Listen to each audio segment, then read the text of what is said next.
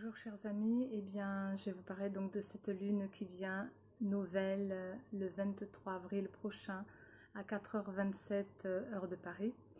C'est une lune particulière mais comme toute cette année 2020 puisque c'est une année de transformation. Donc progressivement on va cheminer jusqu'à une révélation peut-être de ce qu'on est, de ce qu'on porte en soi et de ce que l'extérieur nous montre, qui peut être vrai ou faux. En tout cas il y a un tri qui s'opère et un vrai changement qui va venir justement progressivement. Alors on a bien vu qu'il y avait 3 phases dans cette année, 3 phases qui vont permettre justement cette mutation progressive. Et pour moi, je ressens bien que en tant que canal messager thérapeute, des choses que je perçois autour de moi comme en moi, des messages que je peux capter de ma guidance ou ce que j'entends, ou ce que je vis à travers mes relations et en même temps par rapport à cette étude de ce thème. Je vois bien qu'il y a des phases qui vont être, donc comme celle-ci qui a démarré avec un grand ébranlement, quelque chose qui a affolé un petit peu les consciences et qui nous a confinés, qui nous a mis un peu à l'écart de notre liberté. En même temps, plus tard, eh bien, dans l'année, puisque c'est des vagues, une vague sera que je ressentais vraiment comment dire, de plan émotionnel ou des choses qui vont être encore un petit peu difficiles à supporter. Et puis la dernière phase qui sera vers la fin de l'année, bien sûr, on constatera justement des choses et des vérités qui soient en nous ou autour de nous, en tout cas par rapport à cette notion mondiale, puisque c'est aussi toucher un système totalitaire et qui se veut être autoritaire et qui confine, mais qui cache aussi des choses et qui se moque peut-être de la vie et qui va au-delà de cela et qui met en avant des oppositions. Ce ne sont pas des complémentarités cette fois, c'est plutôt des restrictions pour justement ne pas empêcher ce système de tomber. Donc forcément, eh bien que l'autorité se place, le confinement est là aussi pour nous maintenir dans l'ordre parfait, puisque on pourrait parler de Jupiter, donc dans ce thème qui est très acerbé en maison, en signe Capricorne, qui fait que avec un Pluton qui se veut aussi restreindre et fermer, empêcher ses libertés, c'est simplement qu'on pourrait dire comme dans un cône, eh bien une puissance arrive et puis Pluton pourrait dire voilà, je mets en avant quelque chose, j'oblige en fin de compte à ce que tu passes à travers ce sas qui est un passage étroit et les lois qui sont par rapport à Jupiter qui va vouloir une solution de sortie, en tout cas une évolution puisque c'est son terme d'expanser, eh bien, va aussi aller dans le sens de ce Pluton. Donc, c'est pas forcément une mauvaise chose que cela soit ensemble. Et en Capricorne, c'est dur. Mais parce qu'il doit y avoir un système qui tombe. Alors, autant c'est dur, mais autant c'est favorable. Alors, voyons là-dedans un mal pour un bien, simplement parce qu'il y a un passage et un passage obligé. Et donc, cette fin d'année, ce que j'ai vu aussi, qui ramène justement Saturne plus en Verseau, qui est déjà le cas, eh bien, cette conjonction qui est restreindre aussi, ou en tout cas consolider, parce que c'est des acquis, et c'est des acquis qui doivent être des bases différentes, avec des pensées différentes et avant-gardistes, parce que le Verseau va vraiment de l'avant. Et tout cela se met dans un travail sur soi aussi, puisque Saturne veut aussi des changements, veut aussi... comment dire, une transformation de ses bases, mais en même temps un nœud sud qui se dit le passé, bah, c'est le passé, donc on tourne la page à ce passé, on va vers quelque chose de nouveau. Et on pourrait mettre en avant donc aujourd'hui, dans cette lune, nouvelle lune, qui sont des nouvelles bases, un nouveau cycle, hein, puisque on ferme quelque chose pour ouvrir autre chose, donc on va poser des graines. Et ces graines nouvelles qui vont être placées, puisque cette lune est soleil taureau et lune en taureau, eh bien une conjonction avec Uranus aussi, eh bien avançons justement vers des énergies vitales qui vont être en accord avec notre terre, cette terre qui amène la vie, en accord avec nos ressentis dans la lune, qui amène aussi dans notre personnalité nos valeurs profondes, notre noblesse de cœur, puisque Vénus, placée en signe de Gémeaux, pardon, est aussi des déplacements, c'est des déplacements aussi dans le mental, mais un mental qui se veut être intelligent, puisque Les petites études, les petits déplacements vont mettre en avant que ce Mars, eh bien, qui est l'action que nous avons aussi en Verseau, eh bien, c'est des rencontres entre le masculin et le féminin que nous pouvons avoir en nous, et puis des échanges favorables, des échanges qui vont se dire, bon, comment tu gères ta vie, comment tu gères ta restriction, ce passage obligé, cette nouvelle institution qui est là, eh bien, va tomber, bien sûr.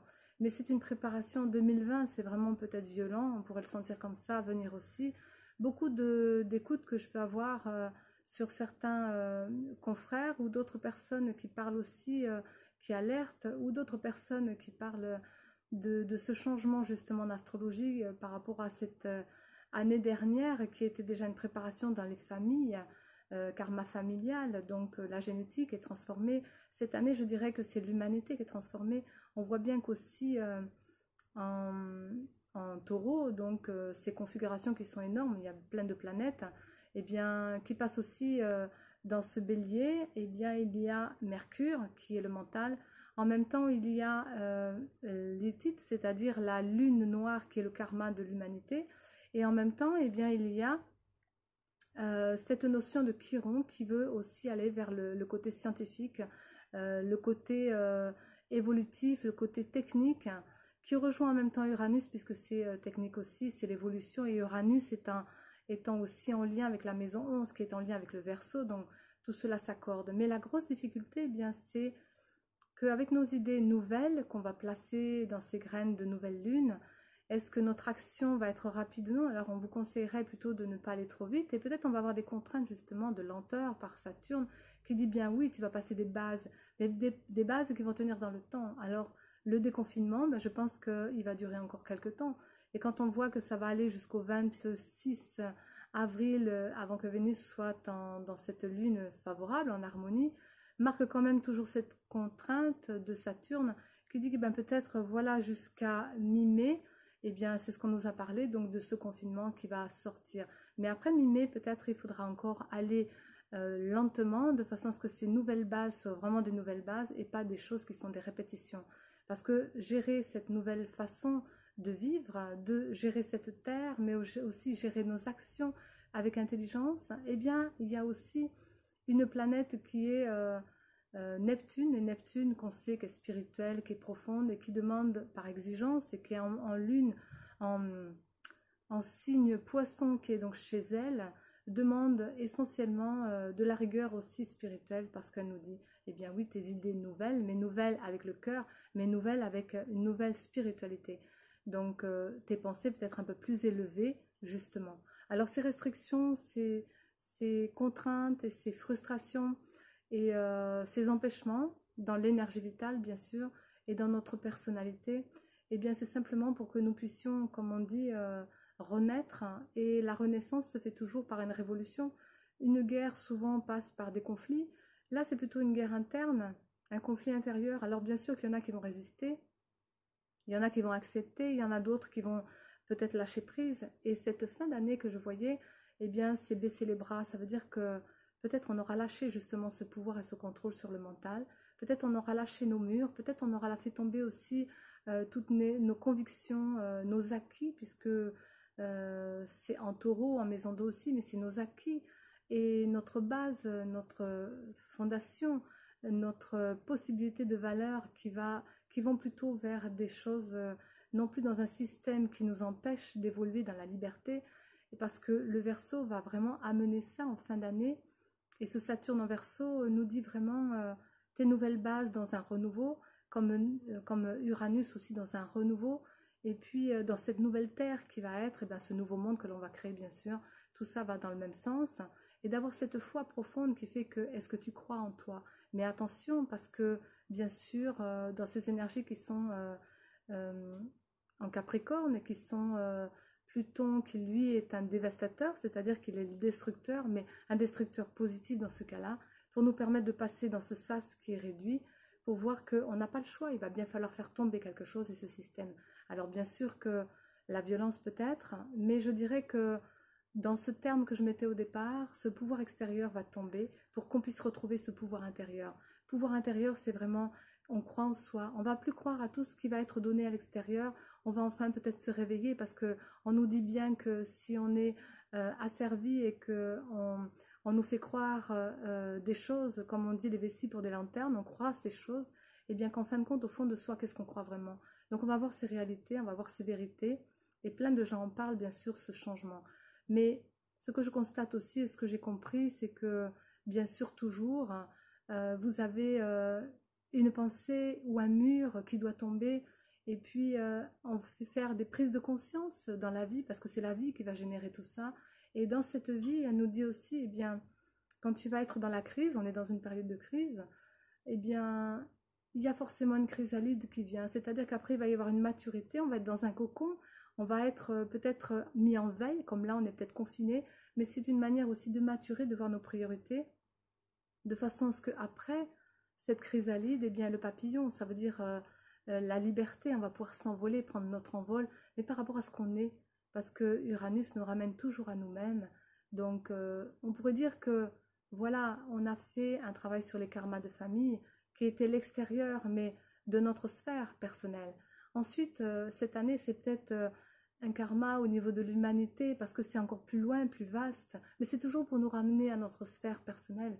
Et puis que l'année 2021, eh bien, même si on aura perdu nos repères en fin d'année 2020, parce que là on va baisser les bras, eh bien plein de gens vont pouvoir arriver avec plein d'idées nouvelles, avec plein de possibilités. Alors bien sûr qu'on peut se disperser là-dedans, et puis que on va pouvoir peut-être croire des gens ou ne pas croire d'autres, on va plus savoir où on va en être. Eh bien c'est simplement parce que ça va encore restreindre, qu'on va dire, l'affinement pour que tu puisses aller vers vraiment le cœur de toi-même et qu'est-ce que tu penses. Eh bien ça revient toujours à soi, ce pouvoir intérieur, pour pouvoir écouter justement dans cette notion qui est spirituelle, dans cette notion qui est lune, dans cette notion qui est Vénus aussi, qui dit j'ai un accord et un échange avec mon action intérieure. Eh bien je vais peut-être enfin écouter ce que je ressens et puis pouvoir aller dans le sens de qui je suis.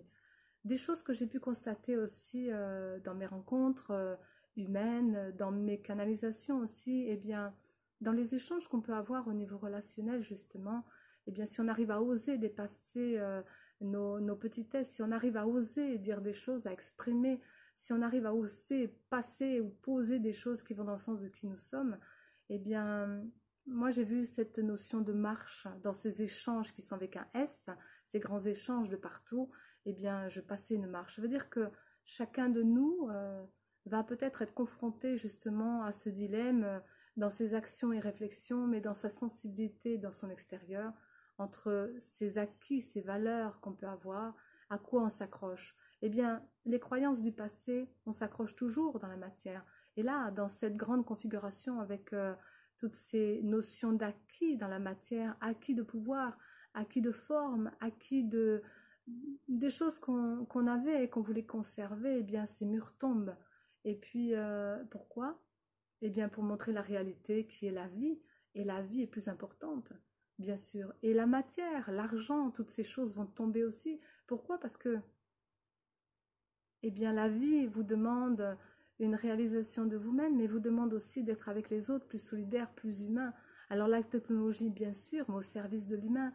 Et puis le pouvoir, eh bien, pour aider, pour protéger, pour sauvegarder, non pas pour asservir et imposer. La différence, elle est là, bien sûr. Et ce que j'aime bien au niveau des plans divins, c'est ça, c'est qu'à un moment donné, eh bien, dans la canalisation qu'on peut recevoir, la guidance qu'on peut avoir au fond de soi, la vérité sort.